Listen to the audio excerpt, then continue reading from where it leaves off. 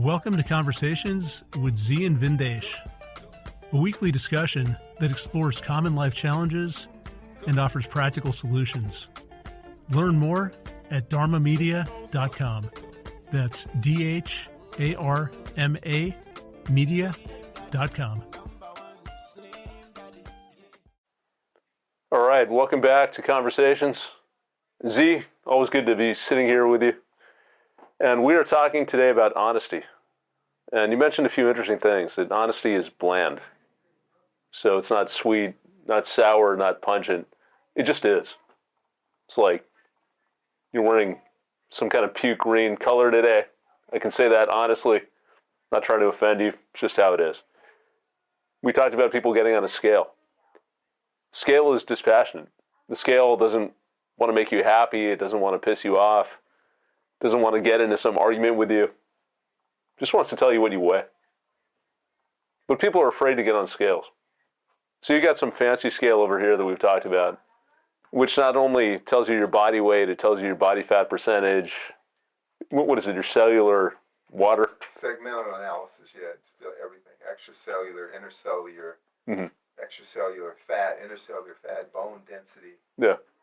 So it's the kind of shit that people don't even understand what it is, but you're still afraid to see it because you don't want Z looking at this printout and saying, oh God, oh my God, oh good God, what is this? I've never seen this before. I was in that situation. I remember being scared to get on that scale. But why? Why are we scared to just hear what is? So why is that so threatening? And the reason we're talking about this is that there's a big benefit to honesty. Of course, there's the benefit, as we talk about, of just being able to understand the world as it is.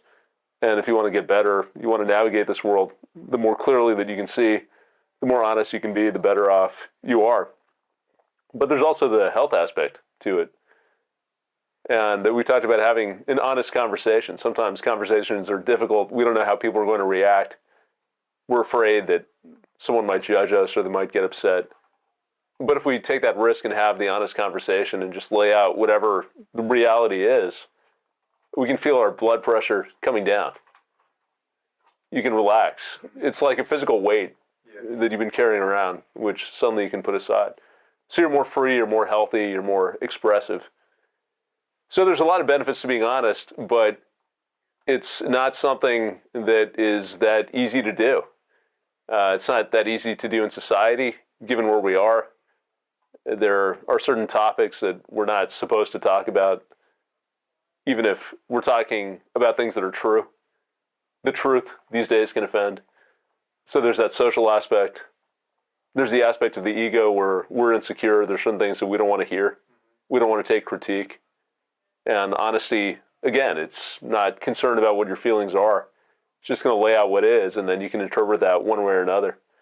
But if you're terrified of certain outcomes or certain things being true, and you've created a mental shell around that, like things have to be a certain way, I can't weigh more than X amount, I can't go through my life without getting married by a certain age, whatever the standard is, then if you hear something that contradicts the idea that you have in your mind, that can become very threatening. So what I thought we could do, Z, is maybe talk a little bit about that phenomenon. I mean, just get your take on why it's so hard to be honest, or why it's so hard to accept honesty. And then talk about how we can cultivate more of that honest communication and what some of the benefits are. Well, Vin, I think about this subject because as we're working on people being well, as we've stated, our mission is to do what we can to mitigate human suffering. The dishonesty that goes along with not being honest is very burdensome on many levels. It also rallies up the ego and pride, which are always enemies of the higher self. They're enemies of you psychologically, emotionally, and physically, they're enemies of you. When you go and step on that scale and it tells the truth of where you're at right now, it gives you an opportunity to make better decisions about your health and your life. When you take a look at your bank account, that's really what's there. There's no magic. There's no hope. It doesn't care. It doesn't have a pulse. It tells you, okay, here's where I have to work. Here's where I'm going to have to save. Here's where my challenges may be. In your lifetime, you'll have different burdens of relationships that with those burdens come certain benefits and liabilities. And when you reduce that burden to those that have more benefit than liability, the journey to that is honesty. For those of you who have friends, as I often talk about, I have what they call dead body in the trunk friends. How did those friendships come? There was a lot of honesty, that bland honesty, that at times it may have felt pungent, bitter, sour, or sweet. But at the end of the day, it was none of those. It's how I interpreted it. A real conversation. My buddy who died some years ago, Ant, we used to have a thing as kids. We would have our struggles, and we were struggling with a lot of different things just growing up. And sometimes we would just do what we call hitting the block. So we would walk for miles, just talking. And as we walk every block, the conversations became more open, more clarity. Our disappointments, things that you normally never talk about with people, fears, hopes, your dreams deferred. And at the end of that walk, each time we looped back, we were closer because there was less interference by the ego and pride that allowed us to be closer and understand each other. We were very different people, but we had honesty. Honesty opened us up to a whole different level of soul intimacy. Very few people have that, Vin. Very few people have that, even within intimate partners. And that's a challenge. We work oftentimes with people we can't be honest with. Because if I tell you what I'm thinking or what's going on in my soul, I will be judged. So here's the arousal of pride and ego. So now you put on a facade, you're fake, you're phony, and you live that life. But it hurts you. It hurts the body. It hurts the mind. It introduces you to this kind of falsehood of the self. And it just weighs you down. We were talking earlier about when you hear some of these people in these different shows, radio, and they say controversial things. Right now in contemporary media, of course, it's all the issues of Kanye West. And some of the things he says, most of what he says are the rantings of a lunatic. That doesn't mean they're not true. Why are they the rantings of a lunatic? Because they're inappropriate to say. Some of it is outright garbage. But even in garbage, there are treasures. Stop clock is right twice a day. But we're living in a time where all honesty is suppressed. So if you suppress it all, then you have nothing but falsehood. You have nothing but dishonesty. And so we're living now, we've created an environment for ourselves where dishonesty flourishes. On every tier of society, what would be a good idea for those of us who have opted out is in the quiet of a more intimate setting, have really honest conversations. If there are topical issues and you want to discuss or you want to hash something out, let's be honest.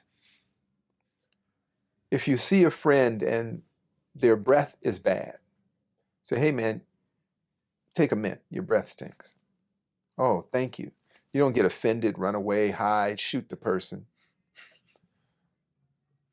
Or you say to someone, hey, you put on a few pounds. What's going on?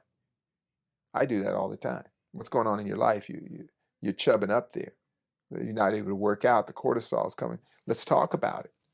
Honesty opens you up to things. It doesn't close you off. But again, it also asks for you to suspend the reins of the ego and pride, neither of which do you a great service if they're running your life. If you're curious about a person's condition or their behavior, you ever gone somewhere and your compassion just overwhelms me? You see a sad person, you say, hey, what's going on? What's going on? And sometimes they'll tell you to fuck off, or sometimes they'll just spill their heart out. You ever had that experience? Just you meet somebody and they look like they're going through something, man, you say, what's going on? And they just pour their heart out. They're able to be honest with you because they don't know you. So you can't judge them. You don't have a background on them. And they just share. And that sharing unburdens them in a way. It relieves them.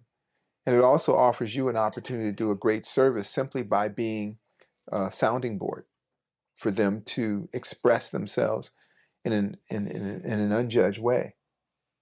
Or why is it that it's so easy to speak to a stranger? You go to therapy. You go to your lawyer and you speak completely honest. The lawyer said, be honest with me. Did you do the murder? You say, well, I won't tell anybody. Or you go to your doctor and you say, yeah, I partied too hard unprotected. Like, give me a shot, doc. You know how it is. Doctor, yeah, I know how it is. But I got HIPAA rules. I won't tell on you. Well, the reason you can be honest is because you've already assessed that there will be a low liability to that. I challenge the opt-outs to be honest no matter what the liability within the group of people that are within your spiritual tribe. There is no reason to expose yourself to the betrayal of enemies. There's no reason to give everybody your passcode. Honesty is your passcode.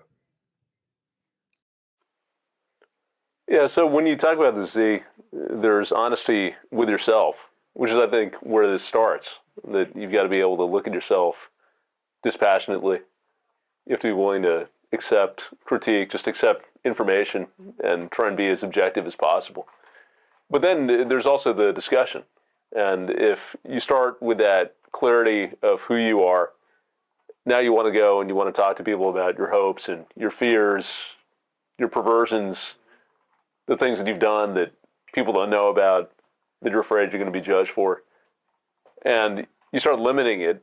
So as you're saying, you don't want to broadcast this out and give people a way to tear you down. Because of pride and ego. Yeah, and there are just plenty of trolls out there who thrive on doing that. So you find your spiritual tribe, but even within that tribe, don't you have different relationships with different people where you might be honest, the limits of honesty or the types of things that you're honest about? You could have an honest conversation about one topic with a certain set of people, but maybe other things are off limits. I would say you look at the relationships on a scale. Distant associates, dead body in the trunk friend. That's the scale. Everybody falls in between that. So different relationships you have with siblings. Can you tell them anything? Like, I learned something about one of my sisters that I never knew. Like, we just bonded recently. We weren't that close growing up. And she was telling me how hot you were, and then she started talking real open. It was the most shocking experience because I never felt close. I never really had discussions with her about what she felt, how she saw the world. Yeah, and the first time she opens up, that's what she chooses to. Actually, it was so weird. Yeah, but it set up a whole different layer of our relationship. Right? Yeah, you're probably like, now I know why we've never been honest. No, it was actually after I got over the initial shock, it was kind of cool. And then we actually started talking about things that I had trouble, that had bothered me most of my life. Like when my dad was killed, my sister, she blanked him out of his mind, and she was my dad's favorite. And she completely, for a good portion of our life, said she had no remembrance of my dad. But she was 16 when my dad was killed. And he was her favorite. She was like, she always got shotgun in the car, sitting under dad. And she was the smart, bright when he went to all of her school events, never came to me. When all her stuff, they were really tight. And then something happened and she just said he never existed. And years later, after my mom died, a flood of emotions came back. I remember we started to And I resented her for that most of my life. I had a lot of issues with her. That ability for her to just zero out bad issues in her life. I couldn't. I lived with everything, every pain, every tear, every heartache. I have ulcers because of all that stuff. But as the years went on and we reconnected, there was that honesty. And she told me her side, and I was able to talk to my view of things. And so when she was able to talk to me about how hot she thought you were, that was a big deal because we're close enough to talk. I mean, really, you keep giving me that shit-eating grin, and you're so proud of being cute or whatever. I don't think you're cute, but imagine that's my sister. I've never talked to her. My sister, I have people who are not blood relatives who I feel closer to than my actual shared DNA person. Mm-hmm. No, do you understand what I'm saying? And we got to talk. Why is that so funny to you, Caitlin? Yeah, whatever. But you get what I'm saying? And so that was like pretty cool. I was like, wow. And so that opened us up to these interactions that didn't have all of these boundaries. Yeah. You know, there was no judgment, no this. And then she starts sharing things with me about her own life that I never knew, that has actually allowed us to be closer. So since that time, we actually call and just speak on a regular basis. We've never done that. I'm in my mid-60s. She's a little older than me, and we've never, ever just kicked it. Yeah. Yeah, it's interesting how you talk about the floodgates. I was talking to my mom today. I had lunch with her. And she was asking me, as moms do, how are you doing? And normally I don't say anything because I feel like nothing that I'm feeling is things that are going to make her feel comfortable. It's not the answer that she's looking for. But today I got into it and started talking a little bit about my philosophy on life and just some of how I feel about different situations, which is different than what she thinks. And we got into it, and it was exactly that. And once I started talking, then we had this conversation for an hour. And maybe we don't agree on everything, but the thoughts, the feelings, the emotions, it starts to pour out. And yeah, it's cool. I mean, part of it, it's unburdening, but also that's how you connect with people. Otherwise, it's like you got a physical wall between you. I mean, that actually, I can use your perspective on this. That's probably my biggest challenge, or one of my biggest challenges in life. I feel like there are very few areas where I can be me. And it makes me feel like I'm always holding things inside. So I look at work, for example, people that I talk to at work, I've got a team of people, and I'm more open than most. I mean, I'll talk to people honestly about career prospects and life philosophy and so forth, but a work environment, there are just limits. There's certain things that you can't talk about, you don't want to talk about. It's a liability to the company. Companies want to minimize risk. They don't want anything to come back and create legal problems. So that's just the culture. But what that means is that there aren't that many people that I'm close to in that environment. Then I think about being on the Upper East Side, and we've got this whole community of people, and a lot of times the conversation is around private schools and the merits of different private schools, or it's on vacations or different restaurants that people have been to. Stuff that I just don't care about at all.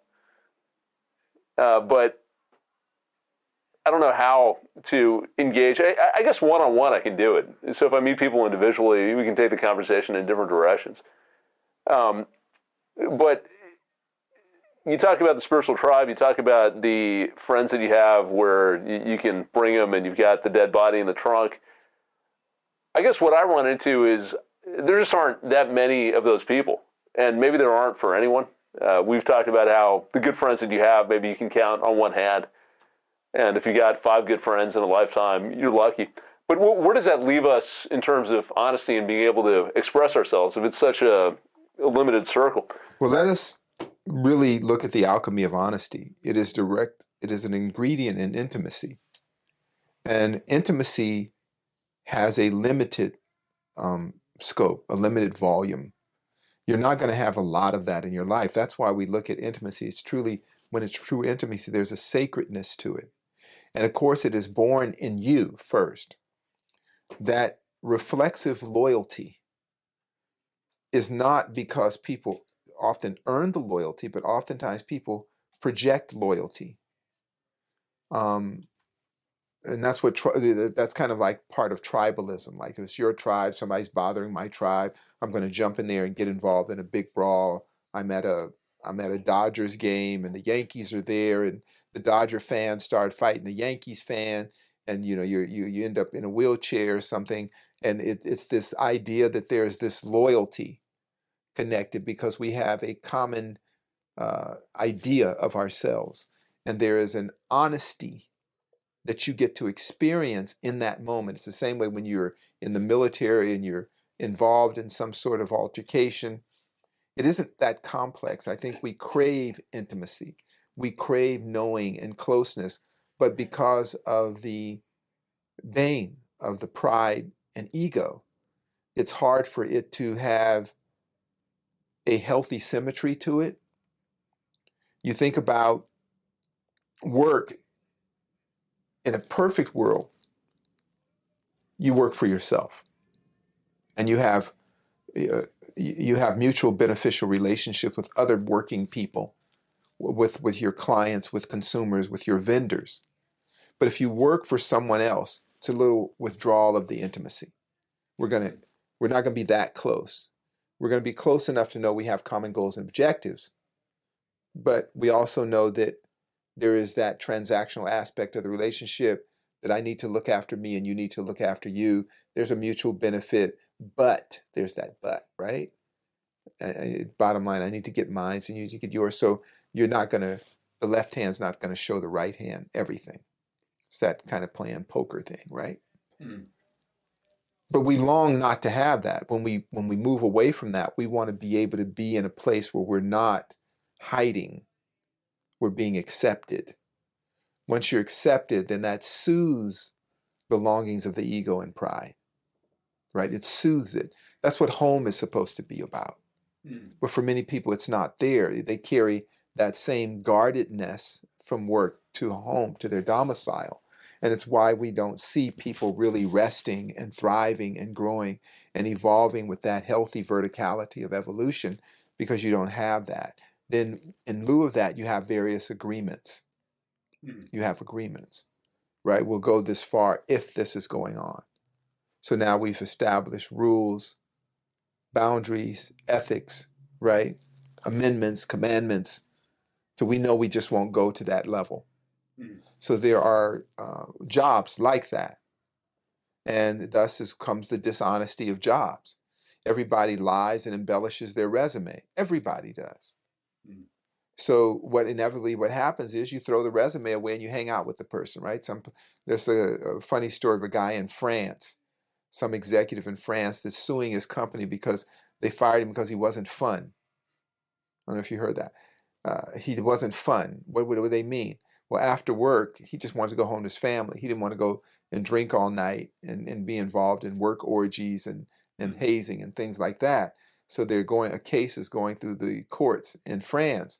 This guy is suing the company because for him, he understood and he stated those boundaries. You're not my family, not my wife. You asked me to do this job. I do the job really well, but I don't want to hang out with you. I don't want to get drunk with you. I don't want to do orgies with you.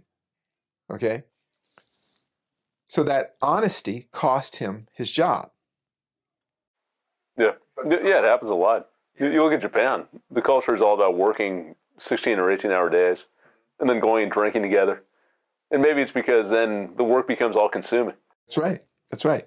So they don't want you to have a life outside of that. They want to use you up. And if that's what you choose or that's all you know, then I get it. But what we're talking about is a more sustainable way of being. We're talking about mitigating your suffering. And so that honesty is very universal. And it starts, of course, with us and exercises. Can you really, with your words, with your actions, be honest? I was at Home Depot the other night, and I was just feeling lighthearted. I was just feeling gratitude, just in general, something that happened. I don't know, my kids made me smile, or I was going through I don't know what it was, So I go to Home Depot, and I'm picking up stuff. And there was this woman who was very beautiful, and she just was working, just angry, shoulders tense. You know how I do my etiology. It's just very beautiful. And it just dawned in my head. I just said, wow. She was helping me out. And I said, you're beautiful. You're very pretty. Thank you for helping me. And she just got mad. She was just angry. And then all the other workers that heard me say it just smiled at her. She said, you are pretty. They all said she's pretty. And you just saw her blush and just melt when all the other workers. And she just blushed and like, wow. Yeah. When the scary black dude says it, it's a different story. Yeah, a different story. Like I'm going to beat her with a hatchet when she gets out or something. And for me, it was just, I looked at it, it was just like looking at the divine art. There was no attachment to it. I had no plan, nothing. It was just nice to say you're part of things that make this world livable. I feel the same way when I see the students teaching a great class. We have Tony here, and I have a snapshot of Tony when she first came here and could barely walk up the stairs. And then I have a snapshot of her running the class for me and helping out all these people. It's just beautiful. For me, that's the honest beauty of my world. And the part of my world that's not beautiful is just a burden, just trudging through it. It's like going to work. The beauty makes it all worth it. It makes it, and that's the honesty. Beauty has an honesty about it. Just a bland honesty. Just bland. It's a beautiful world. Like when you leave the city and you actually hit the forest. You know that feeling? That if we could get out of our head for a minute and weren't looking at the clock to see how we can get to the next point. You ever just drive through upstate New York? It's just beautiful. A certain time of year. Yeah. The scenery is stunning. Although it's just so beautiful. And you just want to pull over. You ever just pull over and just let me breathe? No, man. We got to stay on a tight schedule. That's right. We got to get there so we can check in and make our dinner reservations and then head back to the city. Right. Rush. But if you took a break, there's that honesty of nature. Yeah. That it provides for you all the beauty, everything you need. Yeah, it's restorative.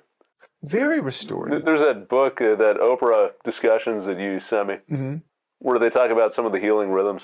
Yeah. And how a lot of trauma, you overcome trauma by being connected to nature. That's right. And if you ever walk through the forest, again, be well armed, but just to hear the wind going through the trees and all that, there's that honesty. This is nature. This is who we are. And you get to visit it for a moment. You get to connect with it for just a moment, right? And so too, the nature isn't that far away from us. So you have people in your life that remind you of that. And the more you cultivate that, the more you can experience the things in life that are pretty, are beautiful. That just lighten the stress. It turns the stress down. We're dying of stress. Yeah. We're dying of cortisolemia. I sent you the article that the Y chromosome is degenerating. I want to send you another article. They're testing people and they're finding their Y chromosome is degrading at some unbelievable rate. Like there are men who were born and they test them at 20 and at 30, they don't have a Y chromosome anymore. This is horrible. This is stress.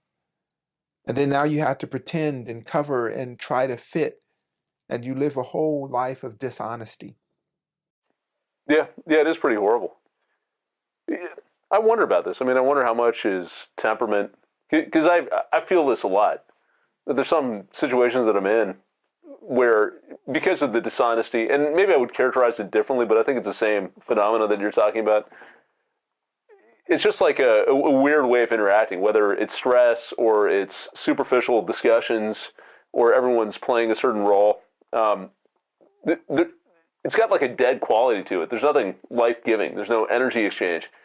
And sometimes when I'm there, I just feel like running and screaming, like I got to get the hell out of here. So it really affects me. I don't know how much that's my temperament. I don't know how much people deaden themselves to this, because you just get used to it. And then you end up drinking, like a lot of socializing is drinking, so you don't notice. that you're in these situations. Yeah. And then you hit on something, and as you're sharing that, and as usual, you inspire me to think about is that dishonesty is very burdensome. When you were describing managing your way through dishonesty, again, it's like the zombie apocalypse. Is there anybody I can just sit with and be? Can you just be? Yeah. And sometimes it is edgy. It's like you said, like I'm sharing you the experience with my sister, you're sharing the experience with your mom, and there can be those tense moments. And then once you're honest, it seems to offer a soothing balm to the presence. And you don't, it doesn't take your time up, and it's not hard to be there. Once you get, as people say, get that off your chest. But I would warn people, don't dump on other people. Don't just say, I'm going to get stuff off my chest, but unwilling to take the stuff, the burden you put on them off their shoulders. It goes both ways. And that's where that intimacy starts to build. Can we have a heart to heart? Can't have that without honesty. Because honesty is bland, it's not going to favor you or me. It's just going to be. And whatever taste, whatever we get out of it, we'll have to decide that. But it goes both ways. So you don't walk around with all this stuff on your head. I did all this, and I'm going to dump it on everybody. I'm going to just unburden myself, and then walk away, and everybody's sitting there just exhausted, torn up because of you. Yeah. Well, maybe the test is, does it actually unburden you, or is it just an infinite stream of complaints? I think it unburdens you if it's honest, because again, it untethers you from the ego and pride. Those are the things that undermine people, is ego and pride, right? Mm. So you throw that out and you go, wow. It's kind of like what we struggle with, people being proud of their nation, their race, their religion. Look at all the problems we're facing societally because people have religious pride or national pride or whatever, tribal pride. There's no good side to that. I think to be proud of something in a moment, your kid comes home and they really work towards something, so I'm really glad you did that. I stopped saying I'm proud of you, now I say I'm really happy for you. I try to catch myself when I say I'm proud, because I don't want to promote pride. I want to promote this kind of joy. I tell my kids, I'm real happy you did that. Mm. I'm glad for you. Or when somebody does something, well, I'm happy for when my student does well. I got word back that Pretty Tony was believed to be a good practitioner by Phil in May, and I'm real happy for that. I don't want to be burdened by pride. I don't want to have that as some sort of a tool. Mm. Because once you open the door for that, then the ego comes from and seeks more of it. Once the ego is awakened, it shuts off your ability to truly have deductive and critical thinking. Mm. Look at some of the daily problems we're facing. Like right now, every day you hear about these people. Everybody's angry at each other. You know, they're canceling people, and you name it. As soon as you hear the mainstream news funnels and things like that, the discussion is right there all the time. Somebody's anti this or anti that. There's no real discussion. It's just ego and pride. My group is better than your group. My group suffered more than your group. My group is more worthy than your group. My group is better than your group. Well, what is your group? How did you get into that group? What test did you do? What wall did you climb? What did you conquer? People are crazy. Through a whim of fate and a moment of lust, you became this, or that. It's like that comedy I sent you, that poor Indian guy. Remember he said, we're basically white people. No, you're not. You hate yourself. That's what it is. And you think by mocking yourself that you will be liked by people who don't like you. Mm. I mean, this is where ego will take you. It'll take you straight down up the public toilet of madness. So we want to be honest about everything about us, even our own insecurities. And I've worked with people who have revealed their insecurities. And you almost want to laugh when you find out what it is. Hmm. You're insecure about that? So it's shame and ego. Yeah. Yeah. And the longer you keep it close to your chest, the bigger it builds in your mind. And it's usually Turns into some nothing. monster. It's usually nothing. Mm. It's like, what? I remember years ago I met somebody, they were ashamed because they were adopted. Mm. I said, you're ashamed? How does that work? I don't even know how that works. What kind of ego run amok is that? Somebody freaking wanted to take you in.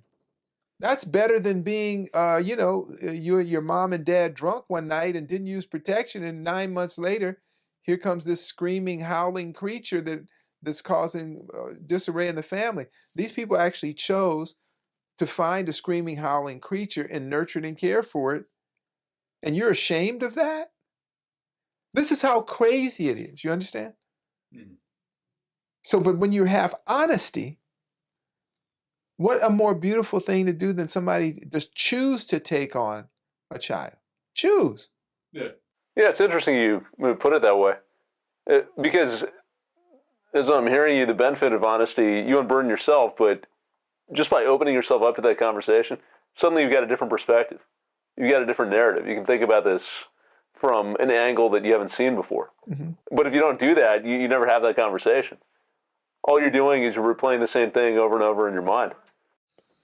Right? And so we benefit ourselves. It is a wonderful treatment for a lot of what ails us is honesty. You think about feeling betrayed, major or minor slights and betrayal because somebody wasn't honest with you. Think all of us have had that experience, if not on a regular basis, like, wow, I wish they would have just told me, or I wish we could just talk about it, right? I mean, it's like, good God, the pain it causes, but also the power of honesty and what it gives you back. Let's say you're honest with somebody and they disown you or disassociate from you. That unburdens you. Mm. You didn't need that person in your life anyway. They weren't there. If those conditions were attached to you being honest, and that's where it comes to intimacy. Again, I want to put that out there, I don't think people should be honest if they're in a kind of a corporate work situation or whatever. If you're working at McDonald's or something, don't tell them that you're a vegetarian. I mean, there's no benefit. There's no upside to that. Don't tell them you don't eat the food because you need the job. So just do your part. Render unto Caesar that which is his, and keep the rest for yourself. That's the tax of living with other people. Also, we live in a very unhealthy moment in humanity where if you're an honest politician, you will not get elected. You won't get elected. Period. So what that helps us understand is all these people are very dishonest. Yeah. Now that you know they're dishonest, you can decide how you want to interact with them. Let's say in medicine, there was an article about why the FDA doesn't do testing on herbs and supplements. So there's a disclaimer on herbs and supplements. None of this has been approved or certified by the FDA. Right? There's that disclaimer. Mm. And so the guy from the FDA, he's retired so he could be honest because he wouldn't be punished for being honest. Think about that. So he said, the FDA works directly with pharmaceutical companies. To get a patent on most medications and things, it can cost as much as $20 million. If you can't patent something, there's no benefit to anybody. There's no money to be made, no real money, real big money. Mm. Talking about tens of billions, hundreds of billions, hundreds of millions of dollars. You can't make that on plants. You can't patent meringue. It exists in nature. So there's no reason for the FDA to test the efficacy of meringue. There's no reason for the FDA to test the benefits of ashwagandha. There are little labs here in Europe, here and there, that are doing the testing and they come up with the efficacy, but they're not FDA approved. FDA works directly with pharmaceutical companies on things that can be patented. So we're limited in our honesty, which means you're dishonest. Mm. You see? You are dishonest. And dishonesty makes a lot of money. And if you're in the business of business, you need to make money, so you can't be honest. But for those of us who are just the average person, I want to have honesty amongst my intimates, amongst my friends and family and the people that I deal with. I happen to be fortunate enough to work for myself, so I can express a higher degree of honesty than if I worked for someone else. And thus, when you're honest, you're less burdened. But you're not completely unburdened because there are things you got to really have strategies about. Yeah. As they said in that old movie, people can't handle the truth. Yeah, that's right. When your kids come up to you and say, Dad, which one do you like the best? We all have a favorite kid, and it may not be the same one every day, right? Who do you love the most? Well, you got to lie. Can't be honest because they have ego and pride involved, and you're just trying to keep conflict down, right? Yeah. It's like, when you were dating, I don't know if you had the experience, you're dating, you're laying up in the bed with two girls, and one will go off, to the kitchen or bathroom, something, and the other will say, who's better? Who do you like the most, her or me? Well, you got to lie just to keep the peace. You've been in that situation many times, as I have. So it's like you have to have a strategy. But now if you get closer to everybody, you say, look, you're my Wednesday girl. She's my Tuesday, Thursday, right? You got to be honest. And some people can handle that. But if the ego and pride gets involved, it's a mess. Yeah. Yeah, I don't know how we got on this tangent, but it's just about honesty. We did we veer off? Did I go in the wrong direction, Caitlin? Confessional. Yeah. What do you mean confession? I'm just saying. Everybody's been. Yeah, I'm just getting distracted. I mean, I'm because instead of talking about the topic, I'm writing down notes for dealing with threesome. So I've got a playbook that I can refer Life to. has a universality to it. All things in the universe can. That's physics, the study of natural phenomena. Yeah. Yeah. So anyway, be honest. I'll just add one more thing that's helped me, and maybe you got some final take on this. If you can't find people that you can be honest with, expand your circle. This has been something that's been very helpful for me. It's not tearing down what I have. It's finding other groups to run with. And those are people who don't know me. So it's easier to be honest. You also meet different types of people. That's something you said that because I think about you and your rap group, right? Yeah. You and all these miscreants that you hang out with that are just amazing artists. Like you have really being your true self, being your honest self with your spoken word project. I've seen it mature and it's very honest, but you hang out with people you probably would have never hung out with. But I'd imagine, and I haven't been to New York and hung out with you guys, but is there not a certain freedom of being you when you're there? Yeah, there's a huge freedom. That's how this guy have. The dude who lives in Brooklyn in the project, every time we talk, we're talking, the other day we were talking about drugs in neighborhoods and how the CIA would leave trucks filled with weapons and drugs to corrupt the neighborhoods. We're talking about what it means to be an anti-Semite and or to be a Semite to begin with, and how this dude actually is pretty studied up on this. He was saying the tribe of Shemite, that's where Semite comes from. And that was a group of black people, but no one talks about that. But it's very easy to have these conversations. And part of it is that he's got a different perspective. He's part of a marginalized community. So he doesn't have the same attachment to this view of American excellence and a lot of the ideas that we toss around when we talk about our country and we talk about our policy. He's very happy to just share his experience, which happens to line up with the way that I think about the world. And in that, that's a powerful honesty. But that we live in a world where that is penalized. And you are awarded for being dishonest. You are brought into the fold being dishonest. And we have now glorified that. My point is, whether we do that or not is not so much the point, but the point is, what does it benefit you? It's very soothing being honest, and that's what you described. It's soothing.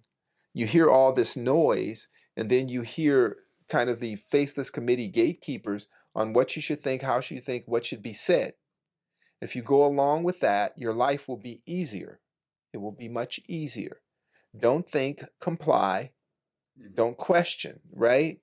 But as a human being, a thinking, a Homo sapien, an upright thinking being, that's hurtful, that's painful. And it may not be extreme pain, but it is pressure. And eventually it corrupts you because you hear stuff and you go, yeah, it doesn't sound right. But the faith means, yeah, it does. It's right. That's what you should think. Don't go deeper, right? My little one, about to have a birthday in a few days, his 8th birthday, whatever.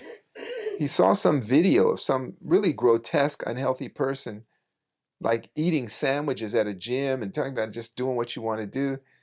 And he says, Dad, this is weird. I said, yeah, it's weird. I said, that's just weird. And he was like 8. He's like, this is weird. This isn't healthy. Kids are honest.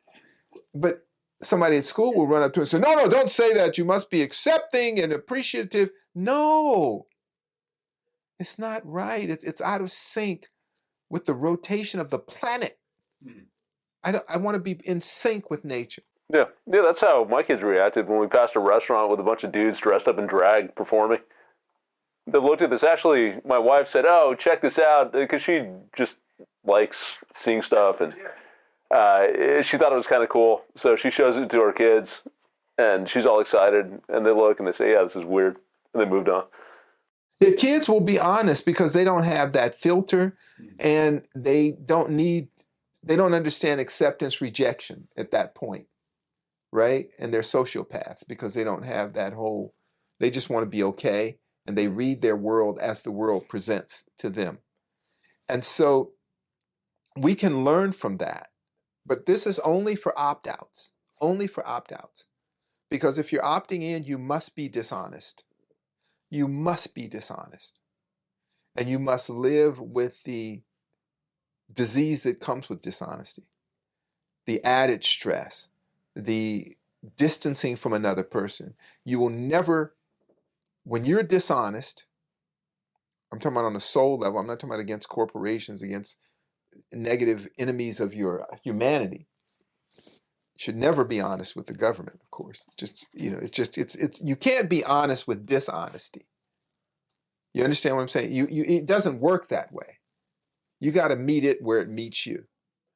But when it comes to your intimates and things like that, when you're that kind of dishonest, you will never know closeness. You know that person is right there next to you.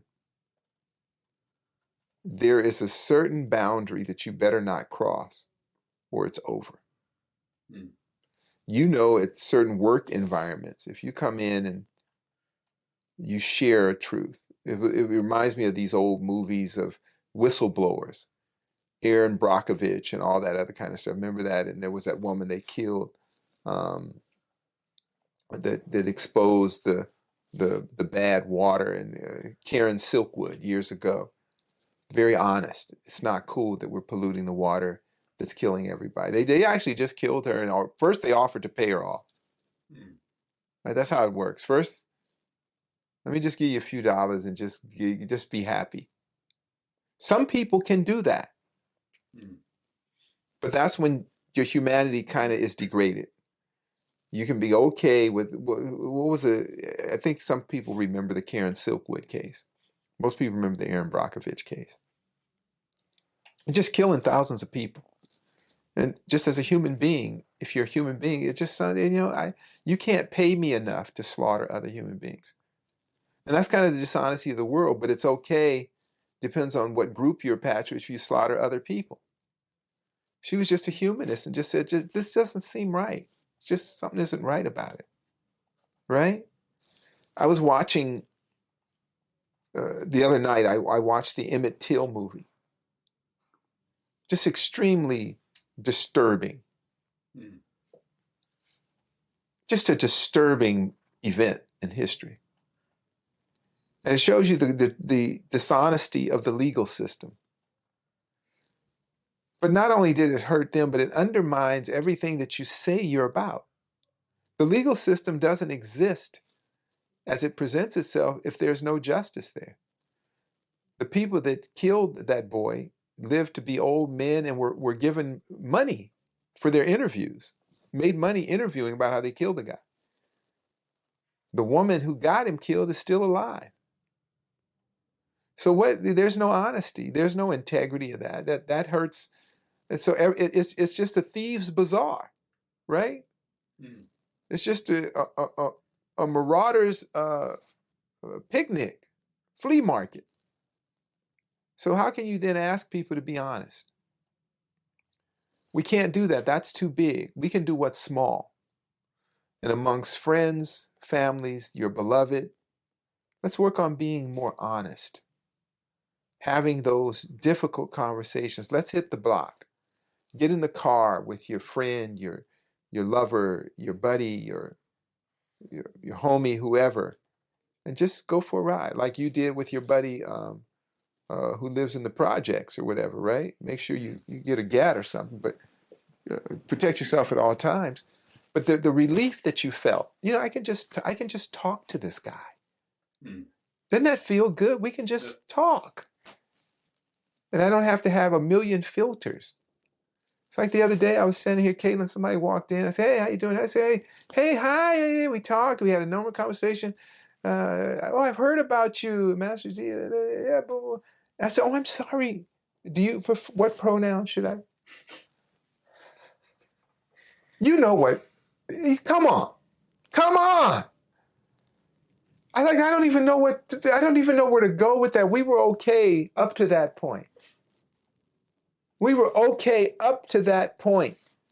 I am from a different time. Do you understand? Yeah. I'm from a different place. I will be dead soon. And in a few years, I will not be in your world. You can have it. Stop the world. I want to get off. I don't even want to know what you meant by that. Well, in your situation, Z is actually a pronoun. So your name is a pronoun. So you're covered.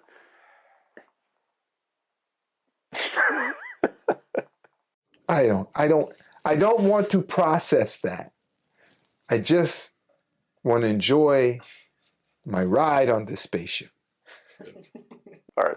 Be honest. Okay, I'm going to be honest with you. The minute they said that to me, I became nauseous. Hey, I get it. I understand. You understand? I told them honestly, just to be cool with you guys, because the conversation started out nice. I don't do that. I don't do that. Whatever that is, I don't do that. Okay? So thank you for letting me know that Z is a pronoun. Yeah, people say zis and zer. I might not be pronouncing it right. Please stop. Please stop. Much ado about nothing. And so as we work on honesty, we also know that, as the Tao said, the straightest path is crooked. As we move through this life, we have to develop skills of navigation around these artifices.